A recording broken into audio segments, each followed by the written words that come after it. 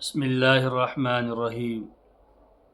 ماہ ذوالحجہ کا عظیم مہینہ چل رہا ہے اور اس مہینے سے خوب فائدہ اٹھائیں۔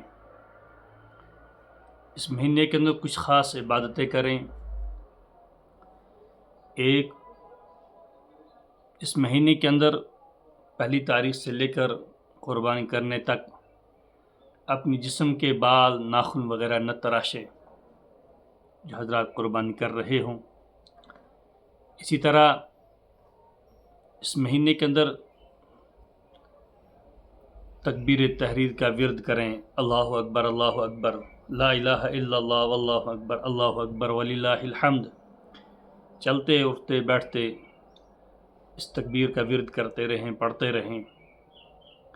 اسی طرح اس مہینے کے اندر 9 تاریخ یعنی عرفے کے دن کا روزہ رکھیں، اس کی بھی بہت بڑی فضیلت ہے۔ کوشش کریں کم از کم عرفے کا ہم سب روزہ رکھیں۔ مرد باجماعت نمازوں کا اہتمام کریں، اس مہینے کے اندر اور زیادہ کوشش کریں باجماعت نماز پڑھنے کی۔ گناہوں سے بچنے کا اہتمام کریں، بالخصوص نظر اور زبان کی حفاظت کریں۔ فرض نمازوں کے بعد تسبیح فاطمہ یعنی 33 مرتبہ سبحان اللہ، 33 مرتبہ الحمدللہ، 34 مرتبہ اللہ اکبر کا ورد کریں۔ قرآن مجید کی تلاوت کریں، درود شریف تیسرے کلمے کا ورد کرتے رہیں۔ وتر سے پہلے 2 یا 4 رکعت تہجد کی نیت سے ادا کر لیں۔ حسب استطاعت جتنی طاقت ہو تھوڑا بہت کچھ صدقہ خیرات اس مہینے کے اندر کوشش کریں، ہر دن کچھ نہ کچھ صدقہ کریں، اس کی بہت بڑی فضیلت ہے۔ سونے سے پہلے تسبیحات فاطمہ کا خاص ورد کریں، یہ تسبیح پڑھ کر سوئیں۔ اس مہینے کے اندر تکبیر تشریق جسے کہتے ہیں 9 ذی الحجہ یعنی عرفے کی فجر سے لے کر 13 تاریخ کی عصر تک اس دن کا خاص عمل کریں۔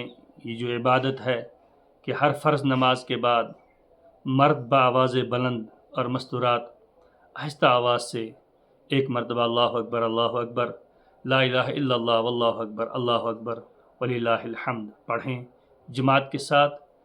جب فارغ ہو جائیں تو بڑے اہتمام کے ساتھ اس کا ورد کریں۔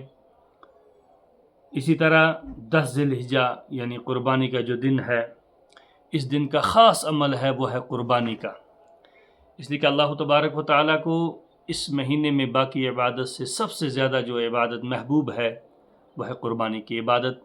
تو کوشش کریں ہر انسان کہ اس دن کے اندر اس عظیم عبادت کے اندر ہم سب شامل ہو جائیں، قربانی کریں، قربانی کے اہم فریضے کو ادا کریں۔ اللہ تبارک و تعالیٰ اس مہینے کے تمام خیر و برکات سے ہم سب کو مستفید فرمائے اور یہ تمام اعمال صالح کرنے کی توفیق بخشے۔